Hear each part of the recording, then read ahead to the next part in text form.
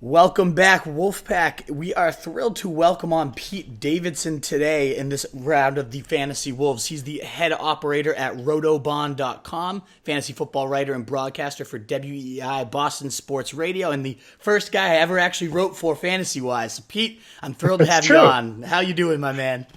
I'm psyched that you had me on, bud. And yeah, you used to write for my site. It's so funny. You're one of the only people who ever wrote for my site, other than me, by the way. And you were great. I was sort of bummed when it sort of faded, but you know what? You were so funny. I don't know if you even remember this. You're probably not like this now, but you used to say, "Man, I need you to give me deadlines. I need you to put pressure on me." And I'm like, "Bro, I'm a free site. You're a good dude. I mean, like, when you're ready, just send me what you got." And you're like, "No, I need you to like push me." And I'm like, "I don't know." Yeah, I do remember. That's right. I'm busy pushing myself. Like everything you write is good. When you want to give it to me, just give it to me, and I'll put it up. And we had some fun for about a year, and then you got what? Did you get married, or you? No, I just started teaching, and things got real crazy and busy, and I took a break from the fantasy scene, and then we started our own thing over here at Roto Street Journal, and I've just been doing that since. I know it was too bad to follow because I loved working with you. I love your site. I love everything you guys do. Well, thanks, man. And your site is really good. Your web presence is strong. So anything I can ever do to help you guys grow, just let me know. Coming on today is as awesome as it is already, man. I love it. We'll see how much that helps. But for our listeners who are just tuning in and might not know you yet, what's kind of your fantasy story, Pete? When and how did you get involved in this industry? Well, my story is sort of long. It's sort of original. I was one of those guys. I played sports. I was always one of those. I play sports. I don't do fantasy sports. And like a lot of my friends, I was sort of a geek when I was a kid. I mean, I played a lot of sports, but I was sort of geeky. I was into Dungeons and Dragons and Rush and stuff like that. Yeah. A lot of my friends were also rotisserie baseball guys. This is back in like the 80s when I was a little dude. And I always just said, no, not doing that. Like, I play real baseball. Why am I doing this phony baseball stuff? Yeah. Literally for a decade, I just like stiff-armed all of my fantasy friends. Like, no, don't do it. Not interested. And then when I started working for the Mets in the mid-'90s, I remember I walked into the sales room and I was literally the only guy in there who had never played a fantasy thing. And like the more I talked to the boys, the more they're like, dude, like you realize you should be playing more than anybody in here. Like, right. Yeah. You've got the sickness and you're not playing the game. And so that year they were doing a fantasy football draft. And they just sort of strong-armed me into it. It was one of those things like, are you going to be part of the room, dude? Are you going to be the one guy who doesn't play? And I'm like, no, I'm going to play. So I went and I did it. And the first thing I'll say is I made the classic mistake. I drafted in like the fourth round, I drafted Warren Moon. And then like in the fifth, I took Jeff Blake. I went back-to-back quarterbacks, and everyone's like, moron, idiot, what's wrong with you? And I'd already started out with like a receiver in the first round, and I did all kinds of just stuff that I mean, people talk about zero RB drafting. I did it in the first draft I ever did. I love it. By like happenstance, stupidity, accident, whatever you want to call it. So my team did okay. Like I drafted good players, but my roster construction was not good. Yeah. And I didn't have tremendous success that first season. But the thing that really hooked me, and it hooked me hard, is that we're at Shea Stadium, and on draft day, everybody's like, okay, here's how you get to the draft. And it's like you go into the tunnel, you make a right, then you go 3 doors and you make a right. Like, oh, okay, cool, I can find that. And when I walk in, I realize that the room I'm walking into is the old Jet locker room at Shea Stadium. No way. That's where my first fantasy draft of anything was, in a baseball stadium, in the room that Joe Namath used to, put his hat on it. Yeah. So, and then of course everyone's like messing around, and I'm like, hey, did anybody know which locker was Namath's? And they're like, it's that one. And I'm like, oh, okay. And I got my chair right in front of Namath's locker. So my first fantasy draft pick I ever made, I was sitting in Joe Namath's locker. That's unreal. Yeah. And it was special. And it created a romantic kind of thing for me. It was like, I think I found something I want to keep doing. Yeah. I've been doing it ever since. And I never took back-to-back QBs like that again, and I learned the ropes, and it's just been a lot of fun ever since. And I picked up baseball that same year.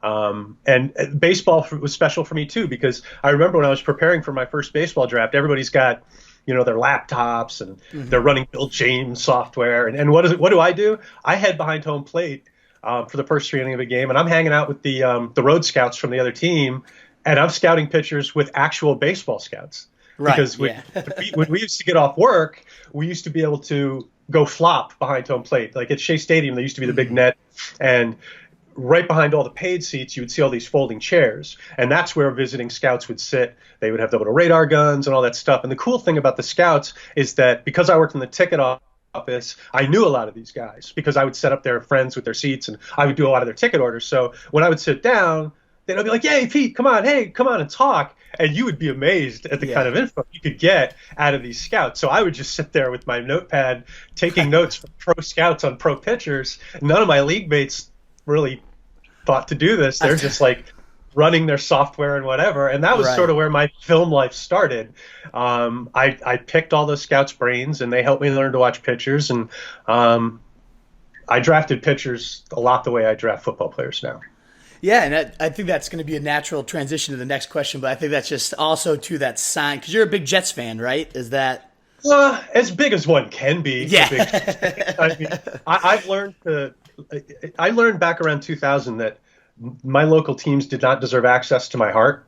Like I used to give them access to my heart and allow them to hurt me. And I realized after when Parcells left the Jets, and when the Mets continued to not spend, even when they were in a position to maybe do something special, I realized that my teams don't care about me one bit.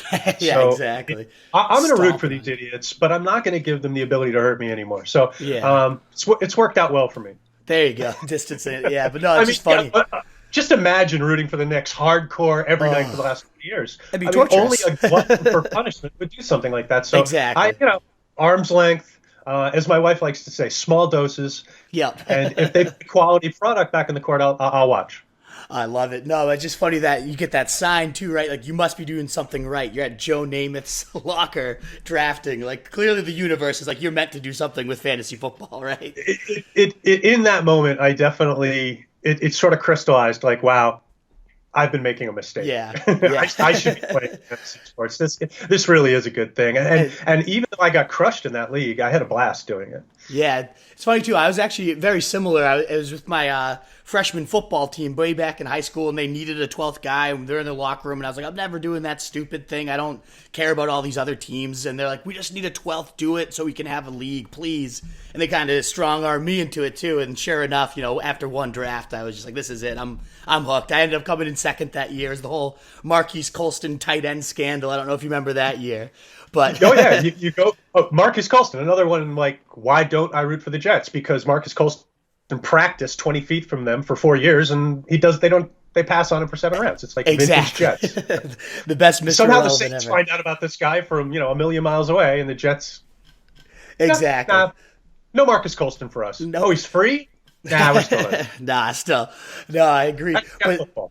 Yeah, you already hitting though at the next question kind of here, and it's and I love that you're this way, but it's whether it's a general stat or approach, like what makes you a fantasy wolf, what gives you that edge, what kind of separates you from the pack, and you kind of already started to hint at it, but I'll let you dig a little deeper into that. Well, I mean, I don't know, I don't like to blow my horn, but I have confidence in the way I do things. It is a little disconcerting for me that the industry is sort of going away from the way I do things. Mm-hmm. And I mean, it doesn't bug me. It doesn't make me question my process in terms of me winning. But I do sometimes wonder, are people going to be interested in the way I do things 5 years from now? I don't know. But the bottom line is it works for me, so I've stuck with it. Like I said, back in my baseball drafts, I used to be the only person in the room without a laptop. I would be there with one sheet of paper with all my names written down, color-coded by position, and people would literally be laughing at me, mocking me in the room. Like, dude, you can't play that way. And then at the end of the draft, I mean, they would literally run software on the draft. And now this seems like, yeah, Pete, no kidding. But 15 years ago, 20 years ago. This was a fairly new thing. Right. And I remember one time after the draft, they said, Pete, you came in last. Your projection is dead last. And I'm like, what the blank does that mean? We just drafted the team. So I'm like, like, Bill James' projection says you dead last. And I'm like, and it was just one of those moments where it's like, I loved my draft. I mean, I know I killed it. And by the way, I won this league by 30 points. Yeah. and I mean, it was over by the 10th of August. Over. And that's when I realized that, you know what? I know that this data stuff works. I know that a lot of the guys who use it do really well. So it's valid. And the guys who are doing it, I know Bill James is a smart guy. So I'm very open-minded to data being good, and guys who use data as their primary methodology, I'm fine with that. I think it's great. I just, for me, my process, until it stops working for me, I'm just not going to mess with it too much. The one thing that I want to make sure people understand, though, is just because I'm a film guy, it doesn't mean that that's the only thing that ends up in my evaluation. There are a lot of really smart people doing great things with analytics, and it would be really stupid for me if I have the opportunity to stand on their shoulders and then I don't take it. So like when Scott Barrett tells me something, I go, hey, wait a minute, that's totally contradictory to what I'm thinking. In fact, right before we came on air, he threw me a curveball on Tyreek Cohen, and I don't know if I agree with Scott or not, but I stop and think because I know how informed he is, and I know how smart he is. Same kind of thing with Kevin Cole or Josh Hermsmeyer or Adam Hartstead, all kinds of different people. So I pay attention to the data people. It's just not part of when I roll up my sleeves and get out all my stuff. I'm a film guy. And when I'm trying to add something to the discussion, that's where it's going to come from. It's how I do it. And sometimes I think people are like, Pete's a film guy, and it's true, but I'm also a rookie guy, if you will. Part of what we try to do at Rotobahn, and I work with a film partner who's an ex-college coach, ex-college quarterback. He's also my uncle. He's someone I really trust. We share some DNA. We tend to see things very similarly. But what's great about him is he keeps me on the road. He keeps me inside the railings because if I'm doing something that's technically incorrect, he's going to point it out to me, which is great. It's sort of, he's sort of my mentor. But what we try to do isn't just have a film take on every player. What we want to do is every single guy who's got NFL talent, before he gets to the NFL, we want to have a profile in our database on that player. The profile isn't necessarily designed to project the player. What it's designed to do is profile the skill set that the player possesses as close as we can get to it. So our other work, which we do on offenses, so we do a lot of work with offenses. We try to profile the offense, what makes it tick, what kind of players they're going to be targeting in drafts, what kind of players they want at the various positions in their scheme. So when we see player X land with team Y, we can do a really quick interpretation on scheme fit. Do we see synergy? Do we see this as a vertical situation that we want to get involved in? That's how we do it. And what's been great for us, and I'm going to wrap this up soon. No, what's great. What's been great for us is that we've now been doing it long enough where there are players getting close to retirement in the NFL that we have in our database with skill sets that we put on them 9-10 years ago. So we're a couple years away, and we're sort of excited when this finally happens. We're a couple seasons away from there being nobody in the NFL that we didn't do rookie work on. Yeah. And that's going to be really cool. At that point, we're going to really have, like, on some level, we're going to have total mastery in terms of our ability to profile the way we profile. And I don't know, it's sort of cool. I'm looking forward to that day.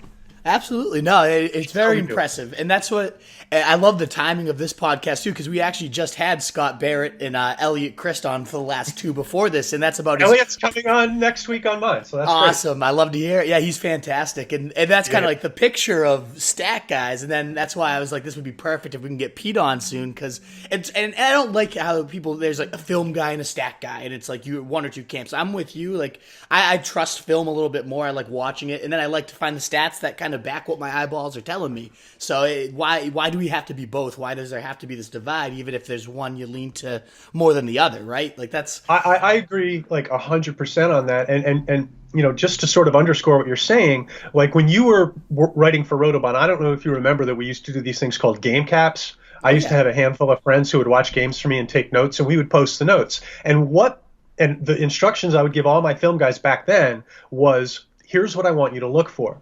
Don't just look for who's playing well. Do that for sure, but look for the things that aren't showing up in the box score. The things we want to look for are not just, is this guy on the field, but are they targeting him and how? I wanted something that went past just target totals. And don't really do that anymore. Because people got sick of working for free on a free site. But more than that, it was that things like air yards started coming out. Yeah. So there you have Josh Hermsmeyer coming up with a metric that really took a lot of time out of my process, because one of the things I used to do was, I don't care about targets. I want to see these blank and targets. I want to, because some targets it's a throwaway, it wasn't a target. Some it wasn't a functional target, and I want to know who was the first option on the play. These things are really important to me. I want to judge offensive intent, not just offensive outcomes. So like that's how I watch film, and Hermsmeyer's stats gave me a little bit of a cheat code on that. Yeah. So like the idea that I won't use analytical, what I'm doing with film, believe me, I will. If somebody does good work, I'm going to partake of it. No, I'm fully with you. Yeah, so we agree on that, and I'm a big believer in the scheme analysis too. I don't even actually remember, but way back when I did write for you, there was a PPR article I did, and it was about Tressman's scheme and why Matt Forte was a great fit, and then I think that's kind of why you and I both love Tressman. Exactly, we love that. Get that guy. We need to get that guy coordinating somewhere. Seriously, I know I miss him, but Forte ended up having like 100-something catches that year. So I'm a big believer in scheme fit, and I know a lot of people say coaches don't matter, and I'm not in that narrative. I think they definitely pigeonhole certain talent, and so we're exactly. It doesn't. Hey, you know what? For those people who don't think play calling matters, just keep thinking that way. I'd say it blows my mind. I truly don't get it. But no, we're pretty aligned in our approaches here, which is cool. And that's why I'm excited to dig in now and go into some actual specific players. We got a few we're going to go with here that it's who we higher and lower on together. And then we're going to have a few where we might not be quite as aligned. And then after that, we're going to run you through the no-huddle offense where we just kind of get some rapid-fire answers. Is that good with you? Giddy up. Alrighty, so one player we both like, we're both much higher on than the experts right now, is Evan Engram. We both have him right around 40. You have him at 47. I think I have him at 48. Like a fringe fourth rounder, our locked in fifth tight end. What has you so high on Evan Engram this year? It really just talent plus opportunity. I think he generally is undersold in terms of just how talented he is. If Evan Engram was a Chief and Travis Kelce was a Giant, I would flip them on my board. Yeah. Evan Engram would go right to that 1-2 turn, and Kelce would drop down into the fourth round, because they're close to the same in terms of what they can do. One has Andy Reid's scheme and Pat Mahomes. One gets Shermer and Eli. So, I'm not about to, just because I think they're similar quality, put them in the same place when the platform is completely different. But even though the Giant platform is mediocre, and it is, the lack of Odell Beckham, to me, and again, Sigmund Bloom and I like to joke around about the dangers of assuming rational coaching. And I think with the Giants, you do run the risk if you assume rational coaching.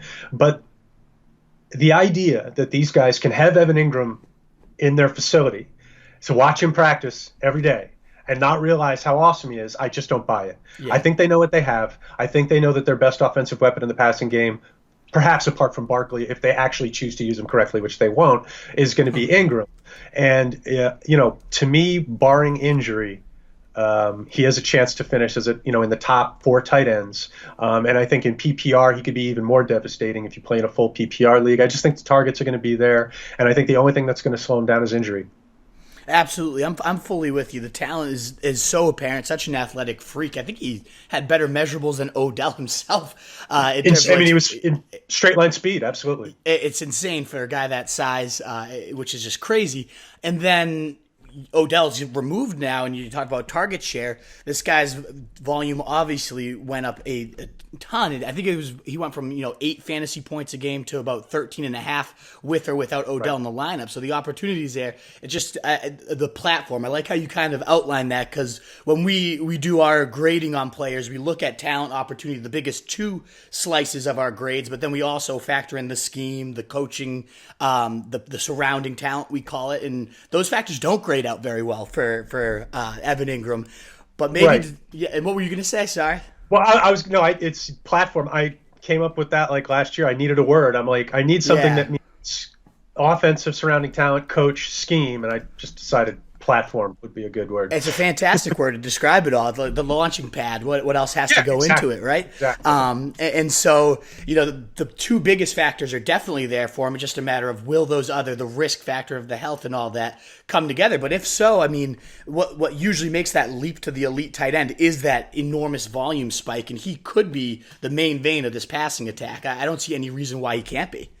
Yeah, and I mean, we all know that tight end is a position that sometimes develops slowly, and I just think that's because, when you're a tight end in the NFL, you get a lot thrown at you initially, and some guys swim mentally. So, the fact that he's had nice target swings when Beckham is a part of the equation, that's great, and I wouldn't discount that. But I think we also want to think about this player maturing and blooming. I think there's, Evan Engram in 2017 should be a significantly better player than Evan Engram 2017. So, obviously, if I had my druthers, the Giants would open up their scheme. They would become less static. You would see Ingram being moved around like a chess piece. You would see Barkley being moved around like a chess piece. They would be hard to decipher when they're in the huddle. You wouldn't know who's who until they lined up in the formation. Unfortunately, they are less like the Saints and the Patriots and Andy Reid, and they're more like the Cowboys, unfortunately. Everything tends to stay very similar snap to snap. I know. I'm hoping that does change. Last year we had a beat writer, Dan Schneier is his name. He covered the Giants last year. Sure. He's great. I know Dan. He was a fantastic interview, and this was before Ingram got hurt, and things kind of seemed to get a little derailed. But beforehand, he said they're moving this guy. They called it like musical chairs, how often Ingram was moving around, and they were sending him on every single route you can draw up. And then, of course, he got a little tight, and he flared up. But until that had happened, it seemed like they were really envisioning that role. So I'm hoping with a fully healthy offseason and some time to be that main focal point, they get back to that creative usage. We'll see. I'm with you, and I'm open-minded to these guys maybe getting better in year 2 of the scheme, and you're not coaching the coaches anymore, and hopefully that happens. Right. But I'm gonna sort of be in believe it when I see it mode. Exactly. Yeah, that's where he'll truly spike, though. If those stars do align the right way, it's and look, you're making a big point, right? Because this is upside that's within the range of outcomes. Just because we're not willing to bet on it doesn't mean it doesn't exist. And you're getting that potential benefit when you take him. The only last thing I want to just say on Ingram, I have him at 47. One thing about my rankings, and my draft plan is going to be coming out this week, and I do my best to warn the people who use my materials. God bless every one of them. And the guys who use my stuff year to year understand. I have him ranked at 47. Doesn't mean I'm targeting him there. It means I see his value there. So I always try to tell people, look, there's a nexus between my ranking and ADP. Try to find it in the best way you can. Most of my Evan Engram shares have come in the 5th and 6th. Yes. Which really makes me happy when I have him valued at 47. Same kind of thing. I have Nick Chubb at 6 overall. But I'm very clear to my people now, targeting him at 6 is not necessarily the move. I mean, if you want to, for a tactical purpose, sure. I don't think there's any problem taking Nick Chubb at 6. I think it's a reasonably good thing to do. But if you're in a room and you can read that room and you think he's going to come back to you in the second round and you think you can gain a tactical edge by doing something different, and then Chubb, maybe DJ Chubb or Nuke Chubb or whatever the heck floats your boat, I'm cool with that. Absolutely. So there's a lot of different ways to use rankings, and my rankings tend to be, this is how I value. It's not how I'm tactically approaching the player. So I just want to make sure that Well, of course. I think that's a great clarification, and we say the same exact thing. It's like, why, even if I think something's worth so much more at a mega store, I'm not going to be like, hey, this was worth $30 to me. You're only charging 10. Like, right. You know what I mean? I really like your Prius, but can I give you $70,000 for it? Exactly. It's much more worth what your low prices. So I'm fully with you there. You got Chubb on my mind now. I've always said, this wasn't part of our script, but just going off real quick. Sure.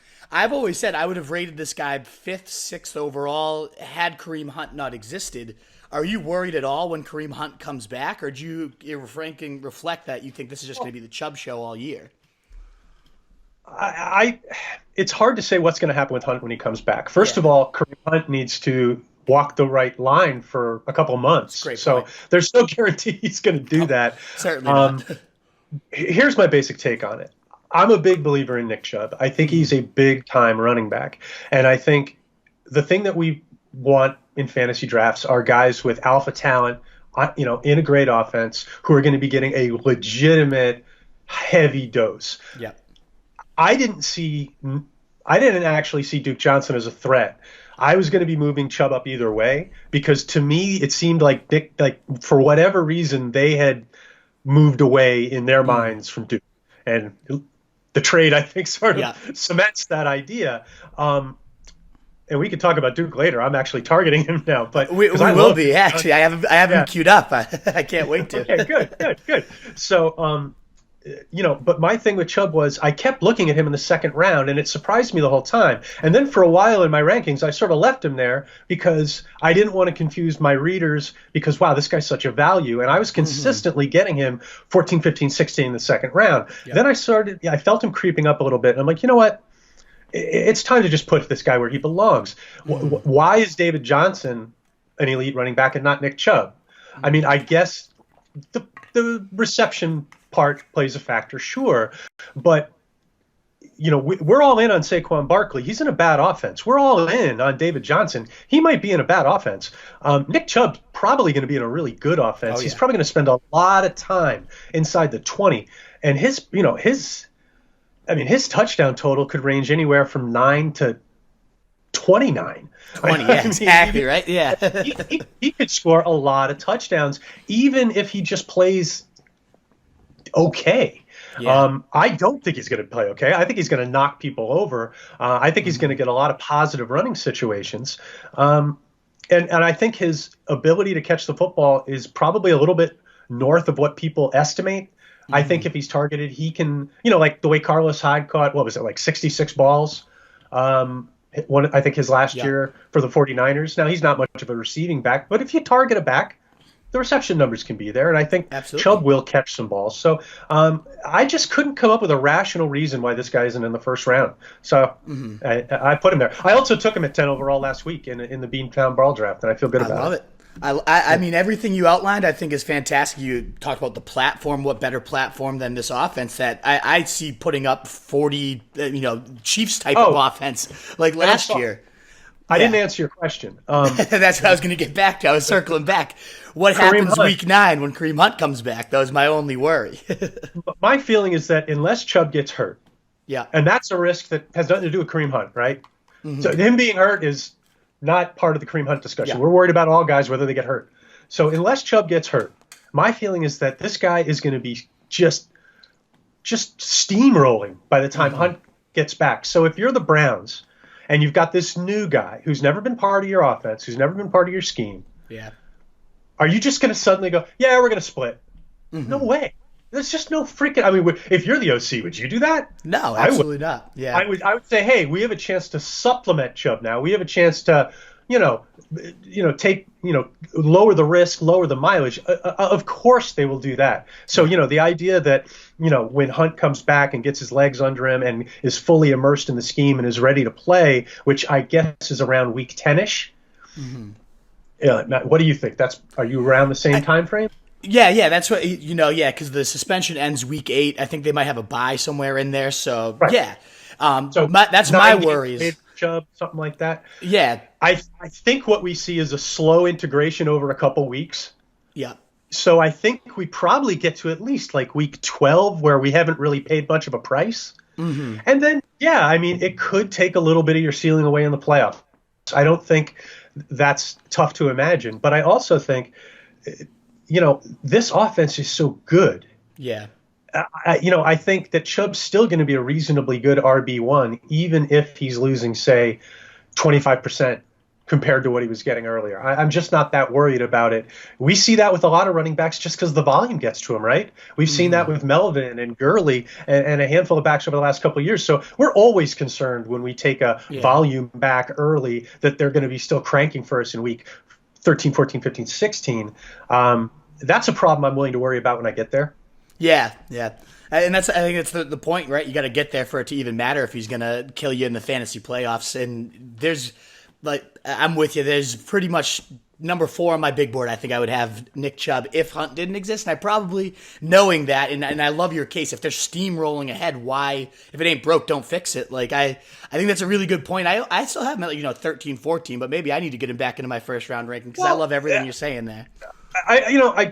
I just think the reason I put running backs in the first round is because I believe in the volume, and I just don't see how this guy doesn't get volume. I definitely see him losing some targets when Hunt comes back and some a little bit of early down work.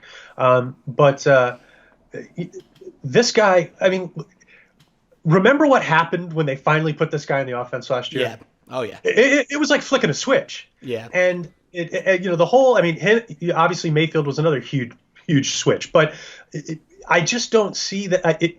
If you were there, and the coaches they have were there, right? I mean, Kitchens is the new guy, but he was the guy who presided over. He was the running backs coach until he got promoted too, so he really knows Chubb. Yeah, exactly. So, Hunt's a Dorsey guy. I'm sure he's going to get a chance as long as he does his job.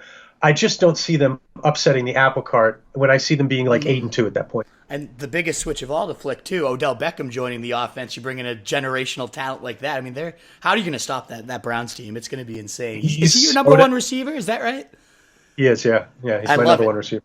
I just I love Nuke. And look, if you want to take Nuke or Devontae over Odell, I'm not going to tell you not to. That's a perfectly reasonable decision. I have these guys separated by like the smallest of decimal points. Okay.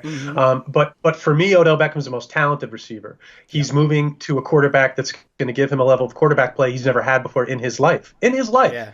Mettenberger was a decent QB. If you were playing with Zach Mettenberger in college, you did okay. But Zach Mettenberger is no Hall of Fame quarterback. He's no All-Pro quarterback. He came and played with Eli when Eli was a little past his prime on Giants teams that could not protect an immobile passer. He's now going to be on a team with a young, emerging, mobile passer who sees the field incredibly well, who throws anticipatory throws. This thing could really. Eddie Murphy used to do a joke about Johnny Carson about how his wife shouldn't have to work because when you're married to Johnny Carson, you don't have to worry about the ends meeting because the ends are meeting all over the place. I sort of feel like this is that kind of situation where when you put Odell Beckham together with Baker Mayfield, the ends are just going to be meeting all over the place. Their strengths align so well. Beckham's routes, I think people focus on the flash plays with Odell, but his route work, there's nobody better. There's nobody better with the route work than Odell Beckham. So it's so hard to envision this not working. I'm so excited for it too. That offense is going to be a treat to watch. And another wide receiver. So we talked about Ingram, and I had this debate last night, and I don't know if I sided with it the right way or not. I ended up taking Curtis Samuel above him. The hype train is obviously steaming ahead, probably more so than Curtis Samuel for the Panthers. Oh, I'm sorry. I had a poop. What's that? Ahead of Ingram. Yeah, exactly. Okay, right. Last night, because I had a very RB heavy draft. I went David Johnson at 4, then I got Mixon on the way back, and then I got Aaron Jones in round 3, which was, pretty sick backfield, but my receivers were a little shaky, and so even though I had, Ingram staring at me right there in round 7, I was like, oh my God, this value's insane. I still didn't feel great about my wide receiver core, and I sided with Curtis Samuel. And I saw you have him at 57 overall, which I love to see, much higher than most experts, and I'm right up there with you. What do you like about this guy? Try to make me feel better about taking Curtis Samuel instead of Ingram here. I have an affinity for Ohio State football players. I always just feel like they're a little bit more talented than people realize. I feel like the scheme at Ohio State doesn't showcase individual NFL talent traits as much as a lot of other schemes do. So I think we tend to underestimate a lot of these OSU players when they come out. We've seen it with some guys. Now, it didn't work for me with Braxton Miller, but it's worked for me with a lot of these other guys. The thing about Curtis Samuel is that he is so freaking explosive. I mean, it's just, there are very few human beings with that type of explosivity. The concern I always had for him is, would he be able to punctuate it with higher end route work than we saw from him at Ohio State? And would he be able to develop some softer hands? Because his hands were a little pitter patter at OSU. He fought the football a little bit, but he's got his hands up a little bit better. I don't see him fighting the football really at all based on last year's film. I love the way he's running routes now. He gets out of breaks like, wow. Yeah. And then once he's got the rock in his hands, he is an absolute nightmare. I mean a nightmare. So I'm looking at this offense and I'm seeing the way it's evolving. And, it's funny. Sometimes when an athlete gets injured, they find something new in their game. I mean, when I ripped my knee up in college, I had to play with a brace that weighed like 20 pounds. And as I sweated through a match, it would gain weight as it would like hang onto the sweat because it had this sleeve. And I was normally a quick player, and I had to adapt for about 2 months playing as a really slow tennis player. And it was really hard at first. But it's funny what happened. My anticipatory skills just started getting better and better and better. I started reading rackets and seeing where the ball was going beforehand, because if I didn't, I couldn't get to the ball. And they say, like, when you lose your sight, your sense of smell gets better. Like, your senses adapt to things. Yeah. That happens to injured athletes. We find ways to overcome and adapt. If you watched Aaron Rodgers last year, when he was playing with that hurt knee, all of a sudden the ball is coming out fast on every play. And he's hitting guys in stride over the middle of the field. And I'm like, wow, look at Aaron Rodgers all of a sudden pumping on 1 and 2 counts. Check this. Yeah. Can I curse on this podcast? Oh, please, no. Let it go. I keep check this shit out. Aaron Rodgers is out there just banging guys in the beginning of the route. And I'm like, I wonder right now if Aaron's going, man, I should do this more often. Right. And I don't know if he came to that conclusion or not. But the point I'm sorry for the long windup, but the point I'm trying to make here is Cam Newton's shoulder. If you watch the arc of that season, you can see the offense change as his inability to go downfield mounted, as he turned into a pop gun arm quarterback, and they let him play that way for a period of time. And I could be wrong, but I think Cam sort of discovered some things. Like, hey, there's something to this ball distribution thing. Like, I give the ball to McCaffrey, he does his thing. I give the ball to DJ Moore, he does his thing. And I think he may have found something there, and I think the coaching staff may have found something there. And I think what they're doing with his mechanics, I don't know if you've read about this, but the thing I think they're trying to do is get his weight off that back foot, get his weight a little bit evenly distributed, get him to take his anticipatory throwing to another level. I think, and please understand, I'm just guessing here, but I think what we're going to see with Carolina this year is more short throws, more yards after the catch, and a lot of targeting of Samuel, McCaffrey, and DJ Moore. I think that's going to be their offensive paradigm. It's going to be yak, make defenses defend these guys, closer, and they're going to keep doing that RPO stuff. And I personally don't think we're going to see a huge downgrade in terms of running opportunities for Cam. In fact, it would surprise me if we maybe saw a little bit of uptick from last year, especially near the stripe. I think teams now are starting to respect McCaffrey. I think they tamped down the Cam Newton dives last year. I think we're going to see more of them this year. Yeah, I'm fully with you. They seem to start evolving towards that last year, and as you said, maybe they realized it worked when that deep ball was taken away and he couldn't truly pepper it. And now I love the reports that it's looking as good as it's ever looked, the deep ball again. So they have that at their disposal too. So as they're doing the dinks, the yaks, and letting that come up, defenses start to close in. Or DJ Moore can get right behind you, and we know Cam can just whirl that thing down the field right when they do. That's the beauty of this offense. Yeah. I mean, Samuel is an absolute deep threat. Moore is an absolute deep threat. I think people may not realize this, but I think Ian Thomas is an underrated deep seam threat. Yeah. I don't know how many snaps Thomas is going to play. I personally hope it's a lot. But, if they get more aggressive with McCaffrey, there's no reason McCaffrey can't be targeted more often downfield as well. 100%. They have a lot of different ways where they can create downfield opportunity matchups. So the potential for this offense, if they keep Cam evolving upstairs, nobody's better at drawing up deep shots than Norv Turner. He's gifted at it. Yeah. I mean, you go back to his days with Rivers, and they did some awful good stuff downfield. Just close your I remember eyes. that. Malcolm Floyd, I remember those guys. Close your eyes and think Malcolm Floyd. Exactly. Yeah, that's exactly what I'm picturing.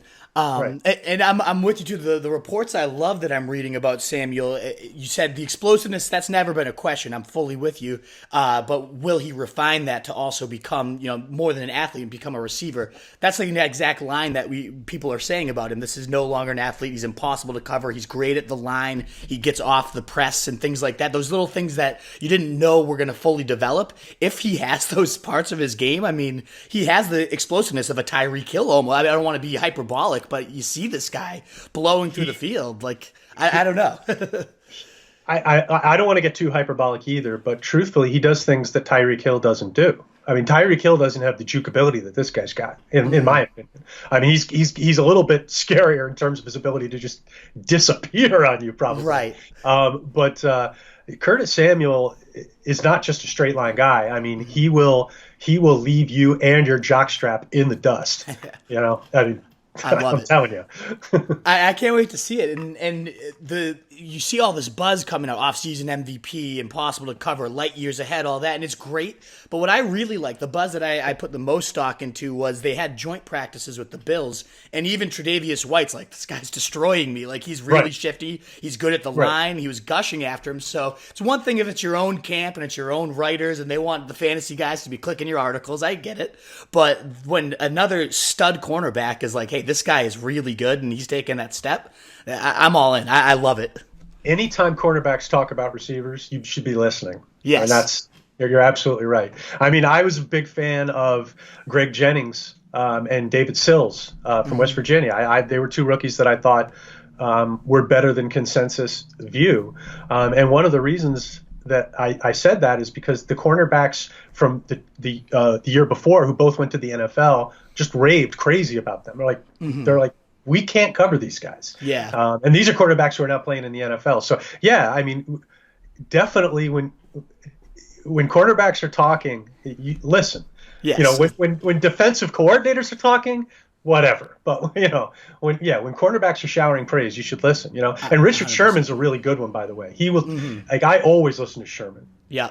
He's really honest about the receivers he plays against. I love that. And so we already hit upon the last degree we're going to get to. We hit upon Chubb, which one reason we like him a lot more now is Duke Johnson's removed. But that we shouldn't just forget about Duke Johnson because his landing spot could be perfect. He's now with the Texans.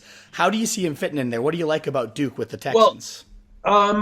Well, I just like that offense, especially for a receiving running back, because they face a lot of light boxes because of Deshaun. So you've got a quarterback who they're a unique offense because they've got some really stress-causing receivers downfield, but then they have a quarterback who will often draw a spy.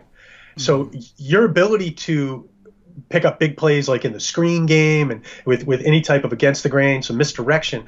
If you've got a skilled running back like Duke, you should be able to set up all kinds of different types of screens and looks. Not to mention another thing about Duke that I can't, like, I don't want to root for injury against players, particularly ones I like Will Fuller and Kiki Kuti, because I like both of them quite a bit. Oh, they're awesome. But there's no way to sit there and say that these guys don't have injury risk. Yeah. If either one of these guys were to go down, Duke Johnson's a slot. I mean, he can flat out play slot. So, I'm not sure if that had anything to do with why they were willing to pay what I think it was a fourth that could escalate to a third, if I'm not mistaken. Exactly. But, To me, I think Duke Johnson was part about they wanted somebody to share the backfield. I think it might have been part about that they want somebody with formational versatility as well. Absolutely. And I think that could lead to fantasy value for you and me is the point. 100%. And I think you bring up the price they paid is really important here because that's not chump change, a potential third rounder, and that was Bill O'Brien pulling the strings there. So I saw all these. He's a little cheap.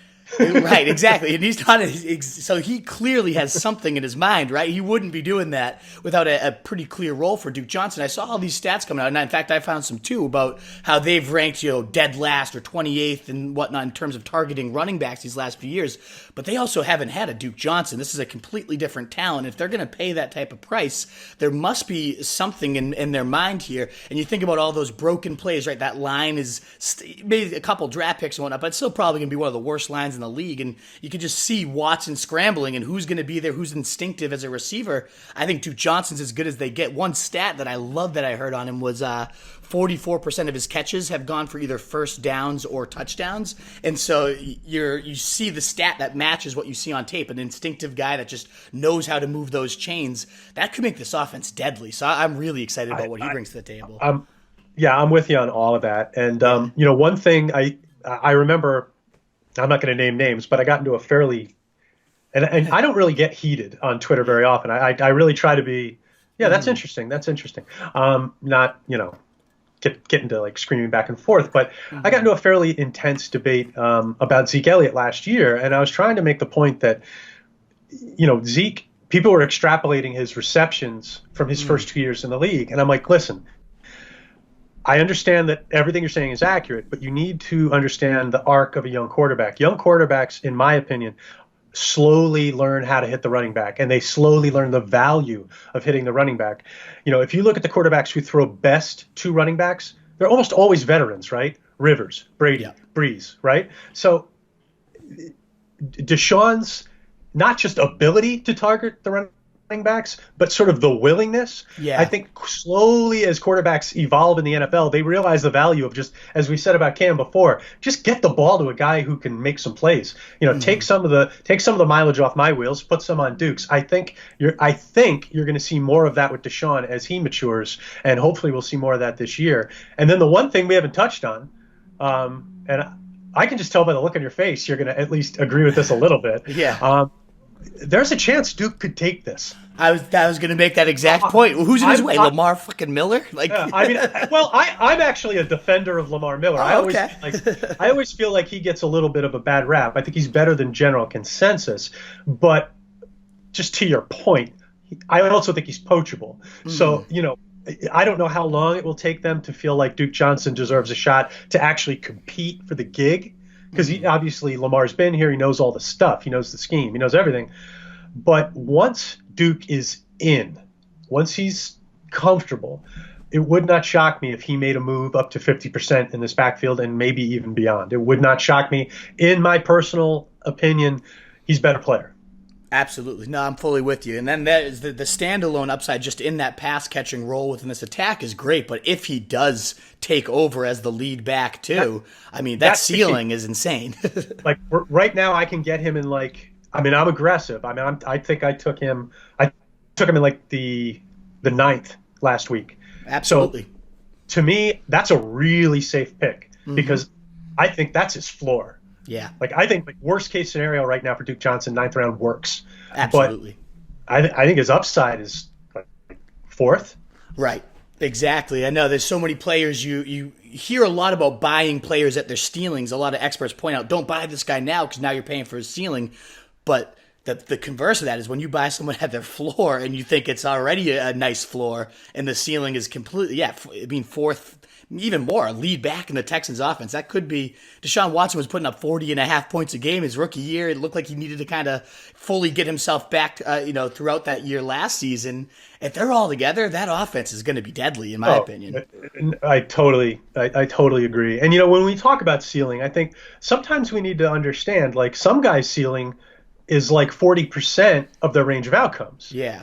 Some guys' ceiling is 5% of their range of outcomes. So when we talk about ceiling, when I'm talking about Duke Johnson's ceiling, I'm not talking about just that one highest point. I'm talking about his ability to hit. So like to me, if he hits, he's sort of ceiling. And Yeah. I think his ability to hit is probably like 40%. I mean, Absolutely. I don't think it's like, oh, maybe Duke Johnson will go off. I think he's got a there's a really pretty good good chance it happens. I'm with you 100%. All righty, folks, we're going to take a quick break here, and then when we come back, we're going to hit some of the players we might not quite see eye to eye on and see if either one of us sways on our rankings here. So I'm looking forward to that. So stay tuned, folks.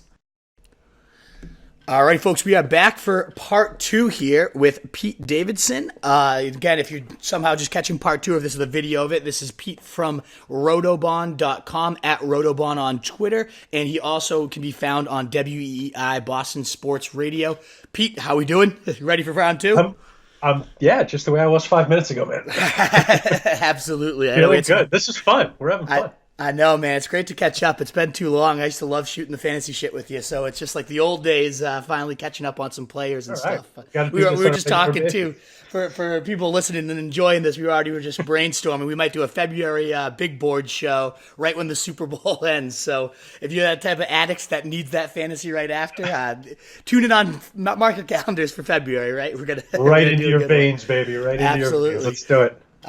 But so we're going to now get into, last time was kind of all players we really see eye to eye on. We're higher on than the experts, but we trust our guts on them and we share. So that was all fun and games. But now it's down to the players that we might have a little bit of discrepancy in our rankings with here. And the first one is Miles Sanders. I brought up here. You had him, I know you said you might bump him down a little bit, but he was at 54 or so overall. And I want to love this guy. I think I love what I watched about him, but I'm not sure especially at that price, would be willing to pay for. But help sell me on Miles Sanders. I'm probably not going to do that. Like my take on Sanders is complex. I mean, I think we talk about platform before, right? So from a platform standpoint, hey, how you doing? I love it. I mean, like, what's not to like about the Philly offense?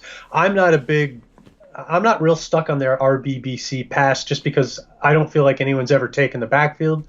So it's hard to judge whether they would stick with it when nobody's ever come in there and sort of blown the backfield away. I feel like it's more of an unknown than a known.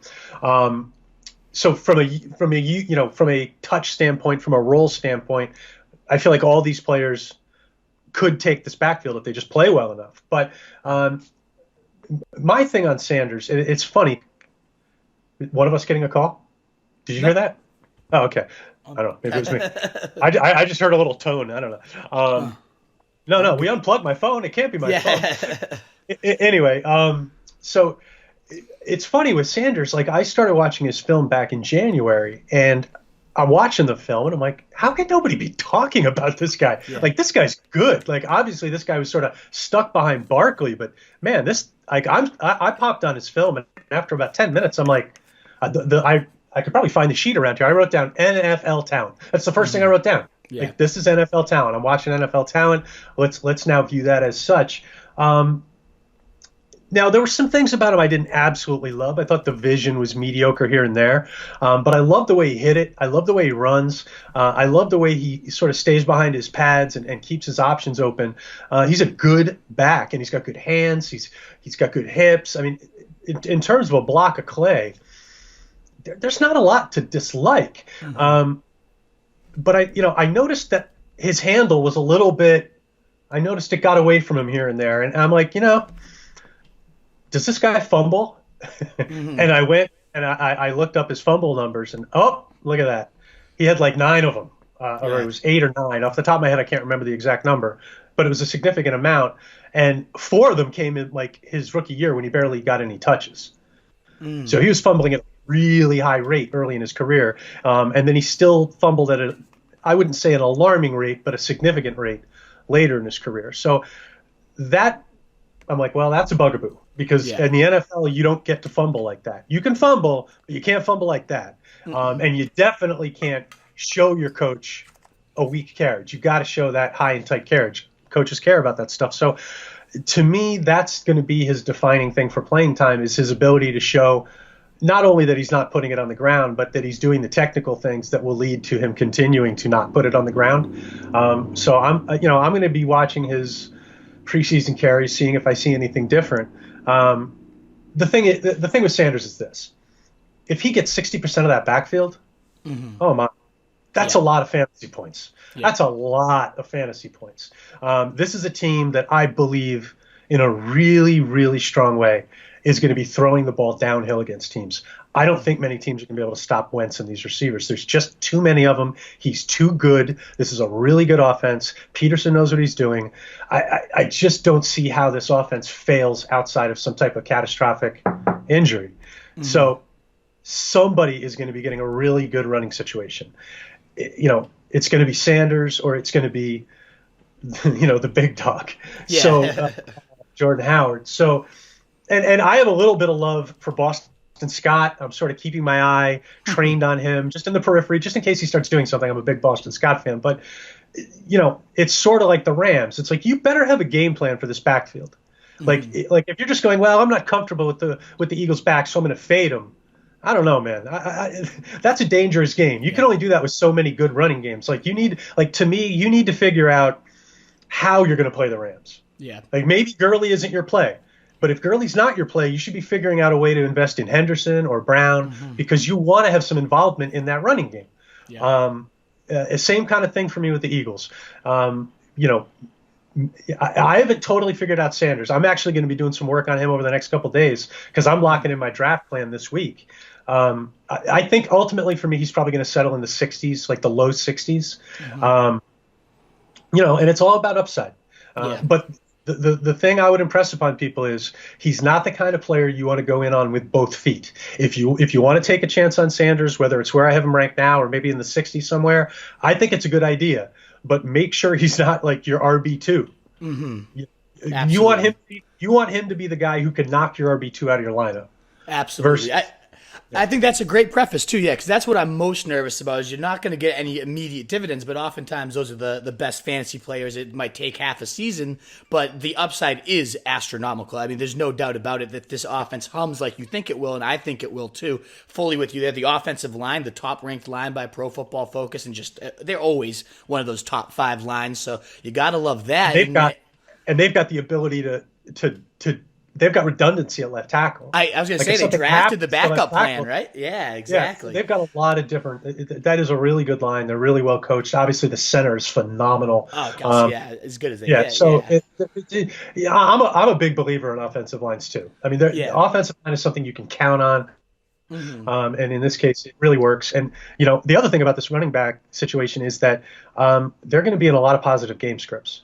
And that was going to be my question then is my worry is that usage fact. Is Howard going to be the closer? Is Howard going to get the goal line touches? Is Boston Scott or Darren Sproles or Corey Clement going to eat at receptions? And it becomes one of those, I like to refer to it as between the 20s purgatory where Sanders might rack up 80 yards a game, look great doing it, but ultimately is that ceiling going to be capped because he's not getting the goal line carries, he's not getting a ton of receptions throughout the game. Do you see him as a talent that could kind of supersede this type of committee situation, or could he get trapped like that?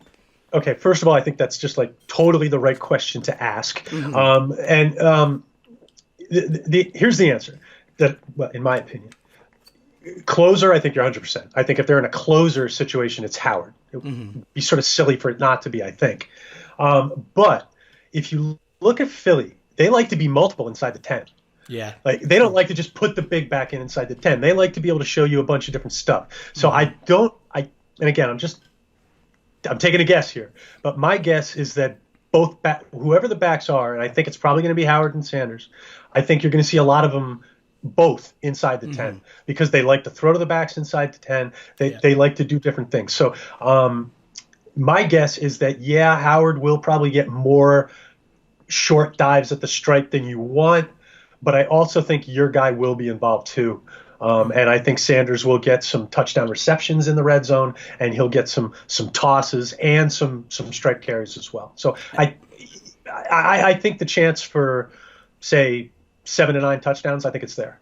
Absolutely. And you do have to factor into the draft stock, right? This is the first time they've taken a running back this high since LaShawn McCoy, and you're drawing a lot of those comparisons. So, yes. That's a really good point, because the fact that they took him there should say that they see his fumbling issue as something that they can deal with. Absolutely. If they think that's a 50-50 thing where the player can't accept coaching, they're probably not going to lean in and take him. So I think in that sense, I really like that point.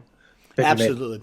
Yeah, so I'm hoping that's the case, that like the draft capital, he fixes those fumbling issues and he's just too talented to take off the field. Because if so, a lead back in that offense, I was calling Ajayi last year the potential Todd Gurley that blows up because the offense around him was so good. Now, Ajayi did not obviously do that. It was a bust, but it was because the platform was so sexy. So if Miles Sanders, probably a better talent, can finally get those reins and force a 60% like you suggested, then 54 is going to be blown out of the water where I said you're too high. So we'll see. Right. I hope he does. And we know Jordan Howard is not multiple. Yeah. Right. Oh, yeah. I mean, he's a horses for courses kind of player, and this is an offense where they like to hit you from a lot of different angles. Yeah. So I just like the idea that Howard could work himself into, say, like a 70% share of this backfield. I mean, No way. He's really going to have to play well, and he's going to have to find some skill set that he hasn't shown us that much of so far. I mean, God, I like Jordan Howard. I'm a fan of what he does, but he doesn't do everything. So. Yeah. You know, unless Peterson can help him expand his game, I think there are some limitations structurally. I gotcha. I think as long, and again, that point, just to reiterate, if you're not going in 2 feet forward and relying on Sanders right from the start, you already have your two running backs, maybe a solid flex even lined up. This is probably the most upside type of bench guy you could have. So I think that's a really good point. Just I wanted to reiterate is you can't go right in on this guy as an every down starter for you. But man, by the end of the season, I wouldn't be shocked to see him being a league winner too. So maybe I got adjusted. And he looked great in the preseason. I don't know if you saw his preseason tape from this week, but started the game, good blitz pickup, had a 16-yard run, a 12-yard run, just kind of, he was that first back in. So I don't know, maybe he's starting to take it over. All the beats think he is. Yeah, I mean, look, this is a guy who played his full college career, right? So in that sense, this is a guy who is going to be a little bit quick on the uptake when it comes to scheme stuff because, he played at a major college. He played behind a guy who went first in the draft. So he's seen big-time guys practice in front of him. I mean, I think with a lot of things, Sanders should be quick on the uptake. I just want to see that handle a little bit tighter. Yeah. If the handle tightens up, I become very bullish on this player. I like it. So the next backfield I want to look at, and you're really high on one of these guys, is Royce Freeman in the Denver Broncos backfield here. Am I too high? I don't know. We'll see. You have him up at 67, which is definitely higher. I kind of picked out where was Pete higher than me, but also just the general consensus too. So that's definitely higher than what most people have him on, whereas you're a little bit lower on Lindsey. I think there were only 4 spots separating these two. I'm intrigued by this backfield. I mean, Rich Scangarello comes in a zone blocking scheme from that Shanahan-style offense. How are these guys going to fit in? Is that why you're high on Royce, or what's your take for him? Okay, first of all, I love Philip Lindsay. And I don't know, I'll send you my pre-draft write-up on him. He was one of my favorite backs last year coming out. His college film blew me away. Blew me away. My take on is you're going to love this guy. He's better than Eckler. That was what I said. Then he doesn't get drafted. So I don't really lean in on him in rookie drafts because he doesn't get taken. B, he goes to a team that's already got a bunch of talent. So I was a little bummed out about that. And then he starts flashing in camp, and I grabbed him in a couple places, thank God. Nice. But there's a couple things here. First of all, as much as I love Lindsey, Freeman is legit good, in my opinion. I think I've got them both in a very similar place in terms of how good they are. So I'm just sort of looking at this backfield as a split backfield. I'm giving the edge to Lindsey in my rankings just because he's already done more than the other player, and I'm just giving him credit for it. That's it. My hope is that Lindsey gets more in the passing game. I know he's capable of it. His college film says he can do more as a receiver. I hope that happens. I personally put very little stock in Theo Riddick. I think he's a supplemental player they got just in case. I do not think that they have designs on stealing many snaps from either one of these guys with Theo Riddick. I really hope that that's not what they're thinking. I personally think Riddick is somewhere close. I'm not going to say washed. Yeah. But I personally view that he was always a little bit overrated. And he's a player I really liked at Notre Dame, by the way, but these two players are better than Theo Riddick. Yeah.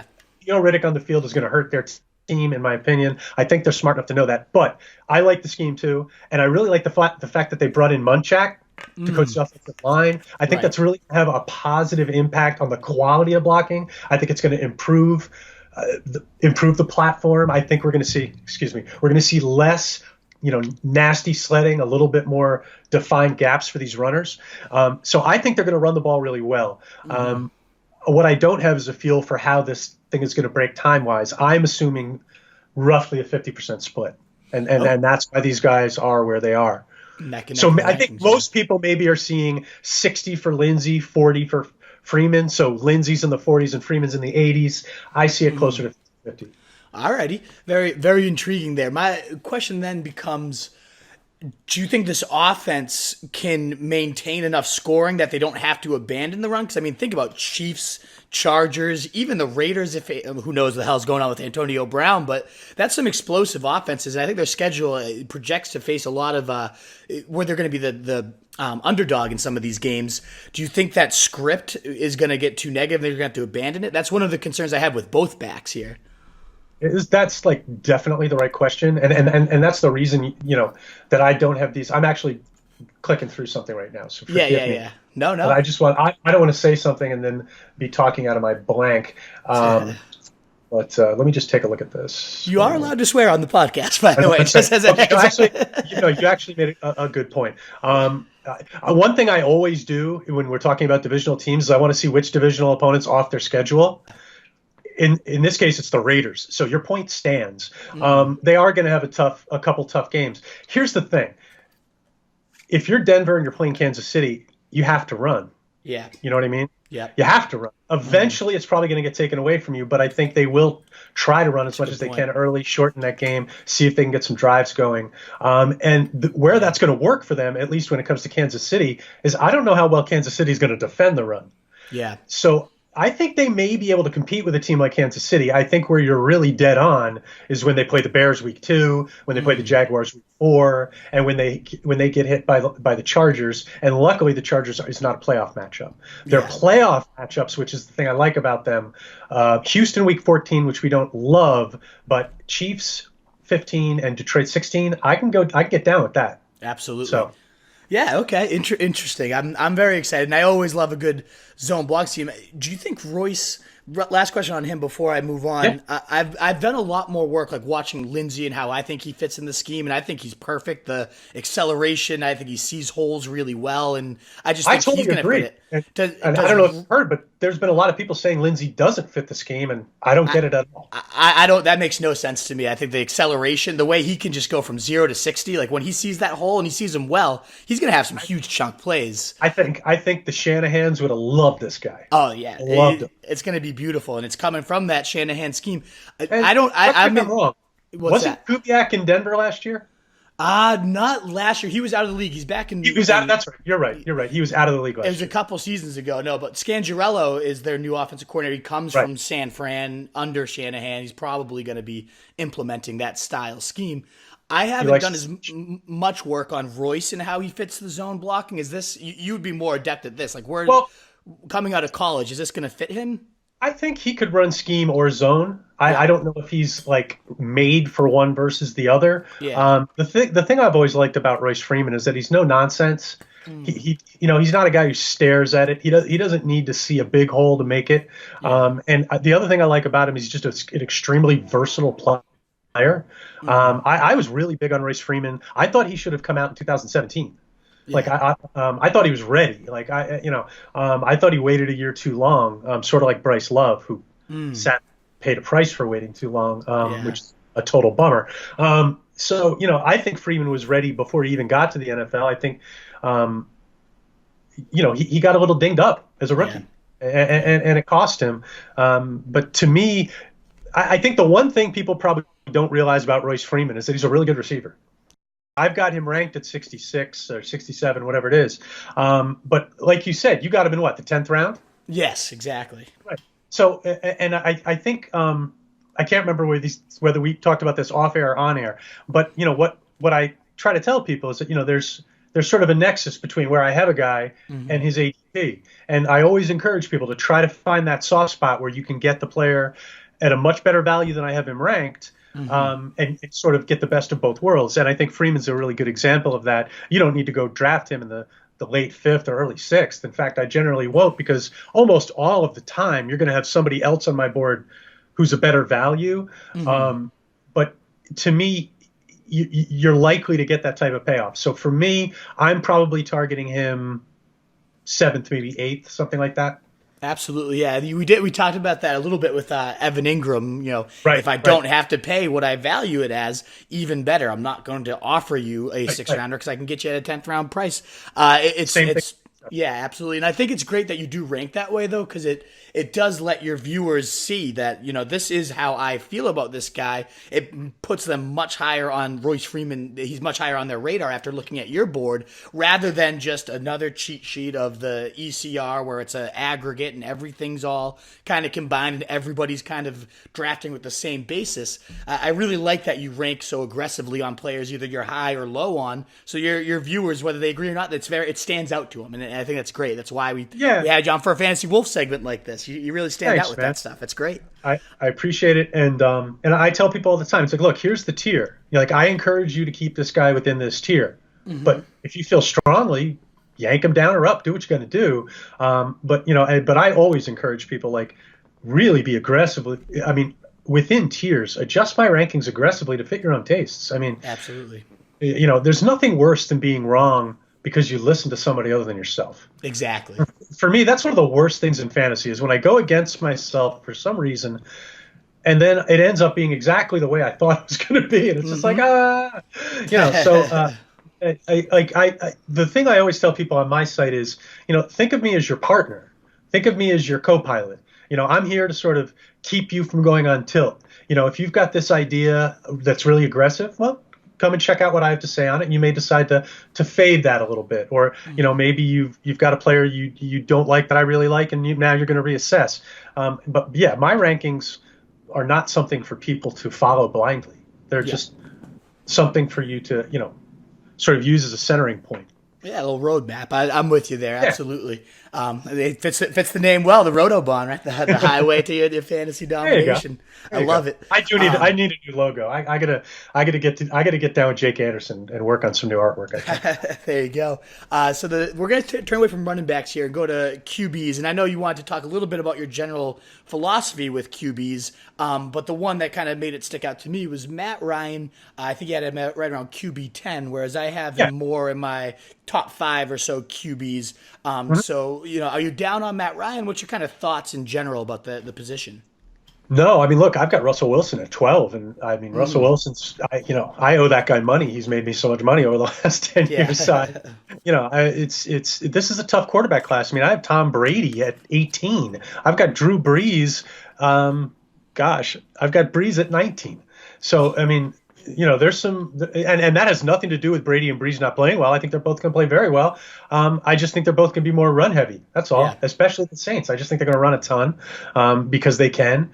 And look, if you're Peyton and Brees and you look at their team history, a couple things really stick out. And it's that the paradigm for their seasons where they've really gone deep and have had real shots at the title, they've been more run heavy. Absolutely. Because they've had defenses, they've had running games. And so anyway, my rankings of quarterbacks is not a reflection of how I think they're going to play. It's a reflection of how many fantasy points I think they're going to score.